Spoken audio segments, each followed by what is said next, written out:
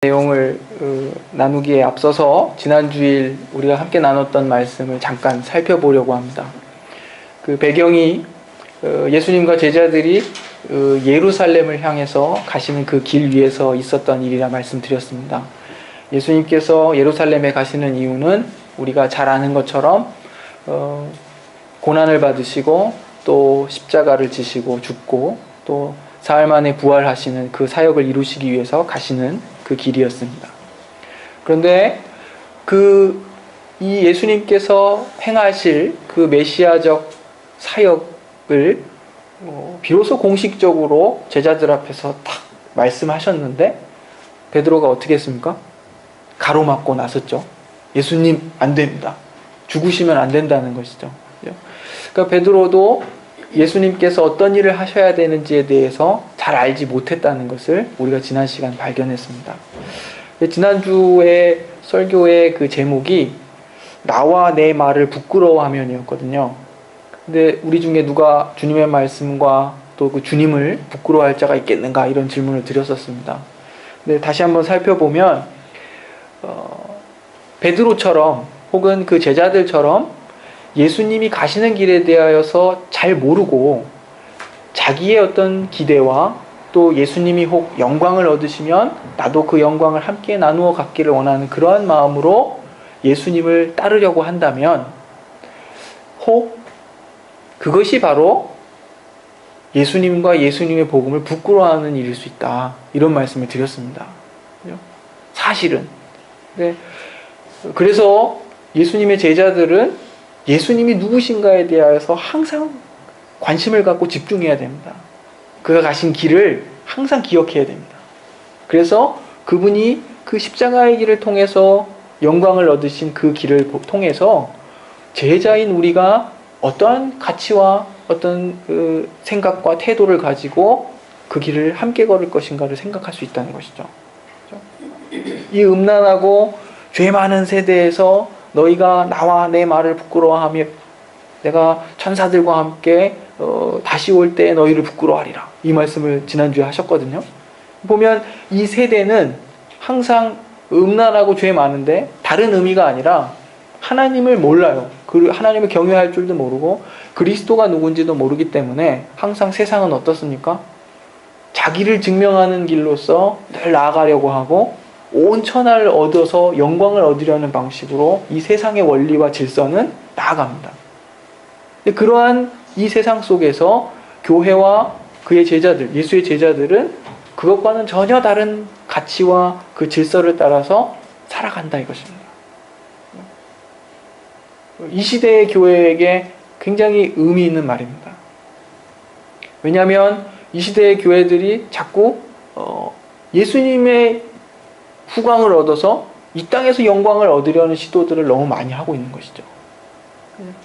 오늘 우리가 읽은 본문 말씀은 예수님이 3번에 걸쳐서 예루살렘 가시는 길에 예수님이 어떤 고난을 받고 죽임을 당하고 다시 살 것인가 3번 얘기하셨다고 지난주에 말씀드렸습니다. 오늘 읽은 본문은 3번째로 예수께서 죽임당하고 부활하실 것을 이야기하신 이후에 제자들이 보인 모습이에요. 근데 여전히 어떤 모습입니까? 야고보와 요한이 와서 예수님이 영광을 얻으시면 저는 오른편에 이 사람은 왼편에 좀 앉게 해주십시오. 예수님이 가시는 길을 전혀 모르는 거죠. 그 예수님이 물어보시잖아요. 내가 마시는 잔과 내가 받을 세례를 받을 수 있느냐? 내가 마실 잔을 마시며 내가 받을 세례를 받을 수 있느냐? 이 말은 무엇입니까? 고난의 잔을 주께서 받으시고 죽음의 세례를 받으신다. 좌우편에 누가 있을지 모르지만 그것은 하나님이 허락하신 자에게 허락될 것이다. 좌우편에 누가 있었습니까? 강도들이 달려 있었죠. 강도들이. 이 제자들은 모르는 거예요. 주님의 오른편과 좌편에 있게 해달라. 예수님이 교훈하시는 겁니다. 아주 일반적인 어떤 내용들로서 교훈하십니다. 세상의 높은 지위를 가진 자들, 세상의 어떤 군왕들, 세상의 고관들, 그들은 어떻게 다스립니까? 그죠? 높은 지위에서 그 자기 백성들을 다스리죠. 그 힘을 행사해서. 그래서 그 권세와 권위 앞에서 사람들은 복종하고 순종하는 것이죠. 세상의 높은 자들이 자기의 지위를 활용하고 그 지위를 행사하는 어떤 방식들입니다. 그런데 예수 안에서는, 하나님의 나라에서는 그렇지 않다 합니다. 전혀 그렇지 않다는 거예요. 너희 중에 누구든지 첫째가 되려고 하는 자는 낮아져야 될 것이고, 그죠? 누구든지 섬김을 받고자 하는 자는 섬기는 자가 되어야 한다. 그런데 그냥 섬기는 게 아니라 섬기는 종이 되어야 된대요. 이게 하나님의 나라의 원리요 가치라 지금 말씀하시는 겁니다. 근데 우리가 다 아는 내용들을 제가 지금 다시 되짚고 있는 것이거든요. 그런데 문제가 있습니다. 우리의 이 중심과 우리의 이 속사람이 그걸 원치 않는다는 사실입니다. 우리는 늘 무엇이 되기를 바라고, 어떤 자리에 있기를 원하고, 어떤 힘을 갖기를 원하고, 어떤 화려함을 갖기를 원하고, 그 모든 것들이 어떤 힘과 관련된 것이죠. 그죠? 그렇게 되기를 원한다는 것입니다. 우리 안에 그게 뿌리 깊게 자리 잡혀 있어요. 왜요? 우리 안에 있는 죄된 본성이 그렇습니다. 아담과 하와가 타락한 이후에 그 타락한 인간이 보여온 아주 일관된 모습들이죠. 이겨야 하고, 싸워야 하고, 쟁취해야 하고, 그것을 통해서 안정과 평화를 누리는 그런 방식. 그런데 하나님의 나라는 자기 것을 다 내어주고 포기하고 목숨까지 내어줌으로써 평화를 누리고 승리를 얻는 그런 방식이라고 예수님이 지금 가르치시는 겁니다. 성도는 이 세상과 하나님의 나라를 동시에 살아가죠. 이 땅에 두 발을 딛고 살면서도 우리의 소속이 하나님의 나라인 것입니다. 이 두 나라를 살며 늘 느끼는 긴장이 이런 것이죠. 그 갈등이 늘 있는 것입니다. 그래서 하나님의 말씀을 늘 듣고 우리의 부패한 본성이 어떠한 성향을 가지고 있는가를 확인해서 우리를 쳐서 그리스도께 복종시키고 또 그리스도를 따라 삶으로 인해서 그 안에서 진정한 평화와 안식과 기쁨과 만족과 그 모든 복을 누려야 한다 이것입니다. 제가 한 번은 영화를 본 적이 있습니다. 제가 목사님들은 다 마찬가지실 거고 제가 특히 신약 성경을 공부하고 있는데 신약 성경을 공부하다 보니까 그 예수님 당대 그리고 예수님 그 이후에 그 이전과 그 이후의 모든 그 시대에 관심이 많습니다. 그래서 꼭 로마 시대의 어떤 그 정보를 얻을 수 있지 않을까. 그래서 그런 역사적인 영화들을 가끔씩 찾아서 봅니다. 근데 그 영화는 북아프리카에 알렉산드리아라는 큰 도시가 있었죠. 로마 시대에 아주 손에 꼽는 큰 도시입니다. 그 도시에서 벌어지는 어떤 그 사건들을 이제 소재로 삼아서 하는 영화였는데 마침 그 시기가 그리스도 교회가 로마 제국으로부터 공인받으려고 하는 그 임박한 때예요. 교회가 313년에 공인됐는데 아마 이제 교회가 로마 제국으로부터 공인될 정도면 아마 교세가 상당했겠죠. 그리고 아마 핍박의 시대는 이미 지나간 지 아마 오래됐을 겁니다. 그러니까 교회가 힘이 있어요. 그 알렉산드리아에 보니까 그 알렉산드리아 자체에 어떤 이방 교도가 있고 유대교가 있고 그리스도교 이 세 종교가 그 도시에 아주 막강한 세력이에요. 그런데 교회가 힘을 얻다 보니까 로마에서 임명된 알렉산드리아의 그 장관과 더불어서 모든 강요와 그 공직자들이 고위 공직자들이 다 세례를 받고 교인이 됐어요. 그럼 교회가 얼마나 힘이 세요. 그러니까 그 알렉산드리아의 주교님은 그 장관이 무릎 꿇는 사람인 거예요. 그렇죠? 근데 잘 들여다보니까 교회가 교회로서의 그 역할은 잃어버린 상황이에요. 막 그 종교 간에 모르겠어요. 그동안에 핍박이 억울했는지 너무 힘들었는지 모르겠는데 힘을 얻고 나니까 이제 이교도들의 그 거짓된 교리들을 조롱하고 막 힘을 써요. 근데 그 와중에 뭐 어느 시대에나 권세자들이 생겨나면 그 밑에 막 이렇게 뭐라 그러죠? 하수인들이 있죠. 그리고 그 하수인들은 깊은 이해가 없이 막 폭력을 행사해요. 근데 교회에 그 밑에 사람들인데 하여튼 그 특별한 체험과 하나님과의 긴밀함을 막 강조하고 막 그러는 사람들인데 뭐하러 다니냐면 돌을 이만큼씩 가지고 다니면서 안 믿는 사람들한테 던지는 거예요. 유대인들한테 막 던지고 이교도들한테 던지고 그 교회에서는 서로 사랑하라 했다. 주교가 막 설교해요. 우스우시죠? 이 상황이 저는 되게 두려웠어요. 우리도 그럴 수 있다. 우리도. 아마도 그 영화를 만든 감독이 좀 기독교에 대해서 별로 탐탁치 않았을 수도 있죠. 하지만 역사적 고증이 있었을 거 아닙니까? 근데 굉장히 의미심장하죠. 기독교회가 공인될 그 어간에. 이것은 분명한 것입니다. 교회가 세속적인 권력을 등에 업거나 힘을 갖게 되거나 그것은 타락으로 가는 지름길입니다. 교회는 이런 세속의 권력이 추구하는 것과 전혀 다른 길을 걸어가도록 요청받은 공동체이죠.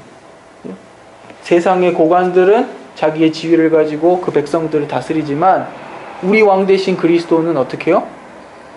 우리의 발을 씻기시고 우리를 보듬으시고 우리의 종이 되셔서 우리를 위해 자기의 목숨을 대속물로 주신 이이시다 이것입니다. 그럼으로써 영광을 얻으시고 그럼으로써 그 백성들로부터 사랑을 받으시고 구주로 높임을 받으신다 이것입니다. 교회도 그러한 모습을 가질 수 있어야 합니다. 이것입니다. 교회도. 그런데 말씀드린 것처럼 우리의 이 삐뚤어진 본성이, 그죠? 하나님을 떠난 순간부터 우리의 인간 안에는 못된 어떤 지향성이 있어요. 늘 가만히 있는 것 같지만 막 머리가 움직여요. 뇌과학자들이, 철학자들이 벌써 20세기에 증명했습니다. 사람이 아무것도 안 하고 가만히 있는 것 같지만 의식은 살아있죠. 뭔가를 막 어떤 방향을 향해서 지향한대요.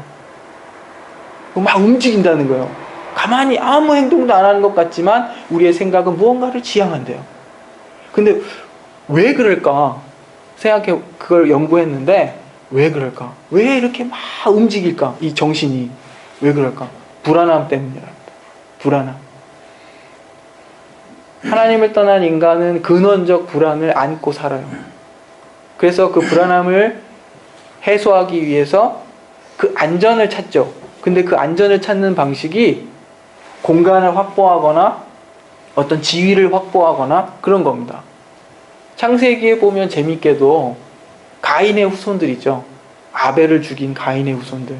그 가인의 후손들이 문화 창달의 시조들이에요. 인류 문화 창달의 시조들. 그 사람들이 하는 것 보면 담을 쌓아요. 집을 지을 수도 있고 성을 쌓는 것일 수 있습니다. 왜요? 외부의 적으로부터 혹은 뭐 야생의 어떤 그 외부의 위험으로부터 자기들을 지키기 위해서 공간을 확보하는 것이죠. 안전한 공간을. 그리고 뾰족한 기구들을 만들어요. 무기들을 만드는 겁니다. 그죠? 뿐만 아니라 문화 창달을 하는데 음악의 시조들도 있어요. 음악의 시조들. 그 음악의 시조들은 처음에 뭐 우리는 지금 그것을 가지고 하나님을 찬양하고 또 우리의 정서적인 지금도 마찬가지죠. 왜요? 그 불안한 심정을 늘 달래는 방식으로서 음악도 시작되는 것입니다. 스스로 위안과 그 공허함을 채우기 위한 어떤 정서적 공허함을 채우기 위한 두려움을 달래기 위하고 또 뭔가 그 기쁨과 뭔가를 이렇게 일으키기 위한 그런 방식들로서 음악이 시작되는 것이죠. 먹을 것을 지속적으로 얻기 위해서 그 불안한 사회잖아요. 저장할 수도 없고 그죠? 먹을 것들을 지속적으로 얻기 위해서 유목하는 자들의 조상이 됐다. 뭐 이런 이야기들이 좀 등장합니다. 사람은 그렇게 계속 살아왔고 그렇게 살아갑니다. 하지만 하나님의 백성들은 이 세상 사람들과 다른 옷을 입고 살지도 않고 다른 생활 방식을 취하지도 않지만 그 지향하는 바와 가치가 전혀 다르다 이것입니다. 자기 자신을 증명하기 위해서 혹은 자기 자신의 안전을 위해서 혹은 자기와 우리의 가족과 식구들을 위해서만 살아가는 자들이 아니라 이것입니다. 그것이 1차적인 목적이 될 수 없다 이것입니다. 이 세상과 구별되는 섬김의 도, 십자가의 도는 섬김의 도입니다. 그것을 통해서 하나님의 선하심, 하나님의 사랑, 하나님의 긍휼, 그가 얼마나 우리와 같은 구제불능인 죄인들을 오래 참고 끝까지 참으셨는가. 이러한 사실들을 내 가족과 이웃과 형제들에게 보여서 우리의 참 불편한 진실은 우리가 참 능력이 없다는 사실이죠. 우리가 그런 넓은 마음을 갖지 못했다는 사실입니다. 사랑의 능력이 우리에게서 나타나지 않는다는 것입니다. 우리에게서 시작되지 않는 것입니다. 그런데 하나님이 할 수 있게 사랑도 주시고 능력도 주십니다. 이것이 신앙입니다. 우리의 무능함, 우리의 그 욕심 많음, 우리의 불의함,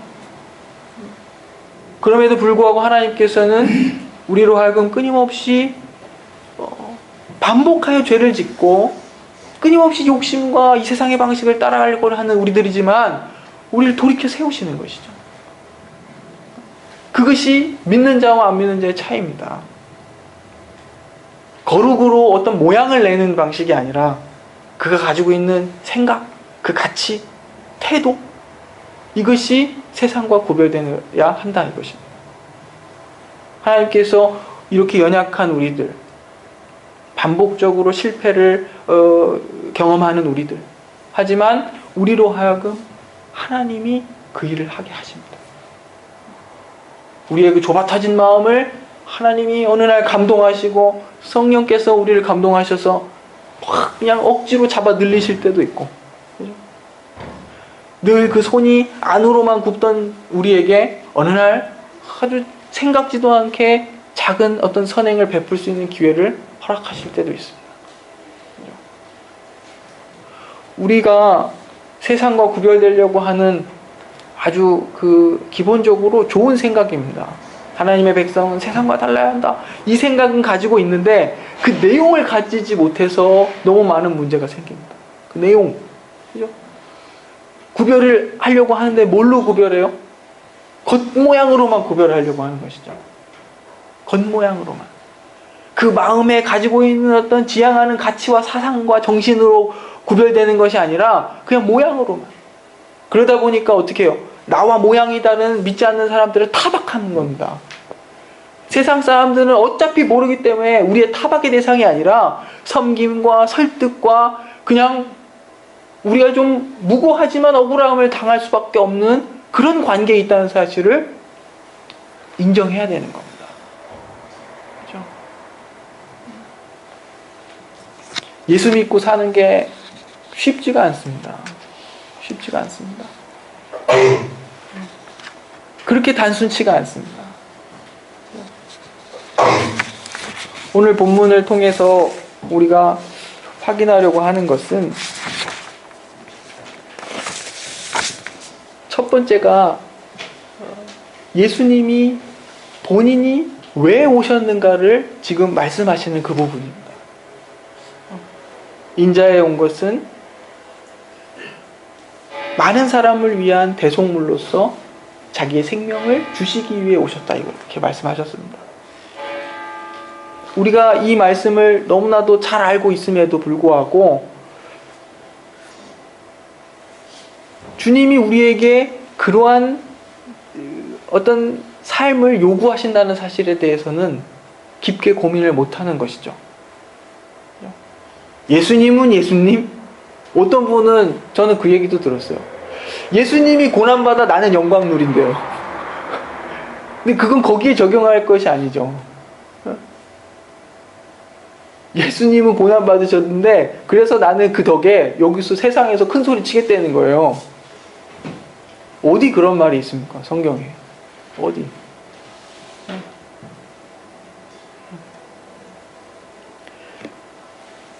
예수를 믿는 것은 어떤 하나님에 대한 인식, 그 어떤 회심의 어떤 순간, 그것을 기억하는 것에서 멈추지 않습니다.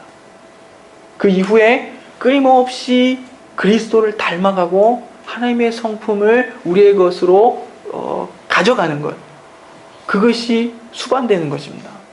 그래서 하나님께서 경험해 보셨잖아요. 우리를 그냥 내버려 두시지 않는다니까요. 편안하게 내버려 두신 적이 없어요, 우리를. 예수 믿고 나서 그냥 탄탄대로가 계속 열리셨습니까? 그렇게 놓아두시지 않는다 이것입니다. 우리를 늘 낮추시고 그래서 우리의 힘으로 살 수 없음을 깨닫게 하셔서 하나님을 경외하게 하시고 하나님을 의지하도록 만드시고 그리고 나와 같은 처지에 있는 내 이웃의 처지를 공감하게 하셔서 그들의 편이 되려고 하고 함께 가려고 하고 섬기게 되고 이렇게 된다 이것입니다. 원체 그냥 생겨 먹은 것이 잘 못돼 처먹어갖고 잘 안 되지만 그럼에도 불구하고 하나님은 끊임없이 나를 흔드시고 예수 그리스도 안에 나타난 하나님의 성품, 그 사랑과 긍휼, 오래 참으심, 그 공의 이런 것들을 늘 일깨우셔서 우리로 하여금 하나님의 뜻을 찾아가도록 그렇게 만드신다 이것입니다.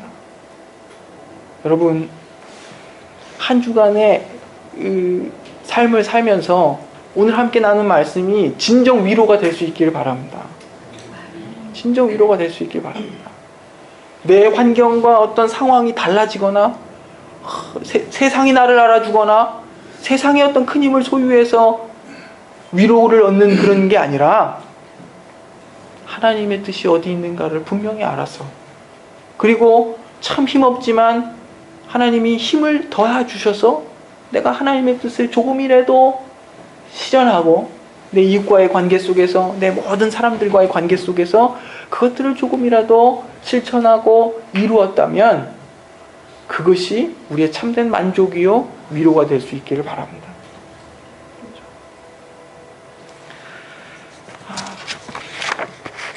참 저도 여러분들에게 이렇게 말씀을 드리지만 늘 그 같은 고민들 속에 살아가는 성도입니다. 그죠? 근데 독일에 와서 살면서 그 나그네된 삶 이런 것에 대해서 굉장히 크게 느껴요. 나그네된 삶, 나그네된 자의 삶. 이게 어디에 속한 것인가 나는. 그리고 마음 편하게 살 수 있게 나를 내버려두지 않는 어떤 그 불안한 신분 이런 것들 있잖아요. 그런데 초대교회 성도들도 그렇게 살았답니다. 그 중에 어떤 이들은 로마의 시민권을 가진 사람들도 있었을 터인데 늘 초대교회 성도들은 겉으로는 그곳에 많은 사람들과 구별되지 않는 그런 음식도 먹고 같은 의복을 입고 또 같은 생활들을 영유하지만 늘 자기 스스로가 그 땅에 속해서 그곳에서 영영히 살 수 있는 자들이라는 생각을 하지 않았답니다. 그죠? 자기들이 어디에 속해 있는지를 늘 아는 것이죠. 그죠? 늘 그러면서도 그 어떤 단정함, 그 단정함은 어떤 외모로서 드러나는 단정함이라기보다는 그들이 가진 생각이 하나님 나라의 백성으로서의 가치였기 때문에 나타날 수밖에 없는 그런 단정함이었을 거라 생각합니다. 우리와 같은 삶과 다르지 않은 그러한 삶을 초대교회 성도들도 살았다 이것이죠. 오히려 우리는 크게 핍박이나 어려움 없을 수 있습니다. 그런데 그 어려움들이 더 교묘할 수 있습니다. 차라리 저는 가끔 그 생각도 해요. 누군가가 확 물리적 협박을 가해서도 믿음을 지킬 것이냐 버릴 것이냐 이런다 그러면 용기가 없어서 그것도 두렵지만 차라리 그게 더 쉬울 수 있다는 생각이 들어요. 근데 사람들을 교묘하게 이 세상은 그렇잖아요. 교묘하게 교묘하게 이게 하나님의 뜻인지 아닌지 알지 못하게 우리를 교묘하게 만들어갑니다. 그렇죠? 그래서 끊임없이 자기 증명을 위해서 살도록 하고 세상을 추구하면서 살도록 한다는 것입니다. 이러한 현실 속에서 예수가 누구이신지를 분명히 알아서 그 싸움에서 이기고 교회의 교회됨을 잘 드러내실 수 있는 그런 복된 주님의 성도들이 되시기를 간절히 소망합니다. 기도하겠습니다. 하나님 아버지, 저희들은 참 연약합니다.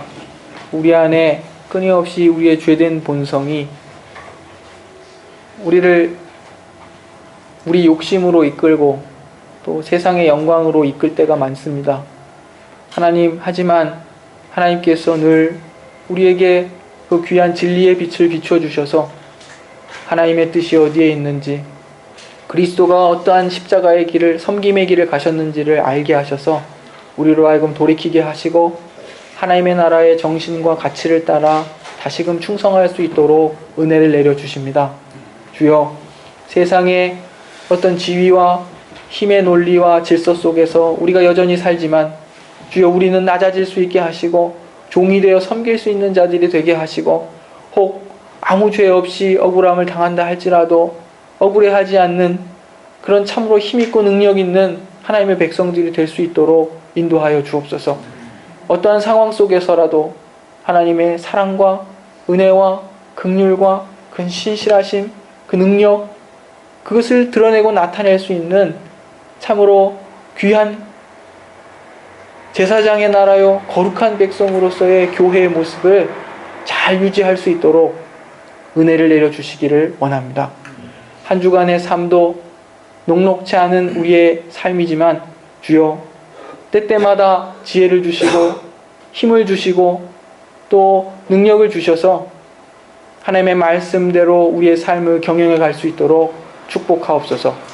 감사드리며 존귀하신 예수 그리스도의 이름으로 기도드립니다. 아멘.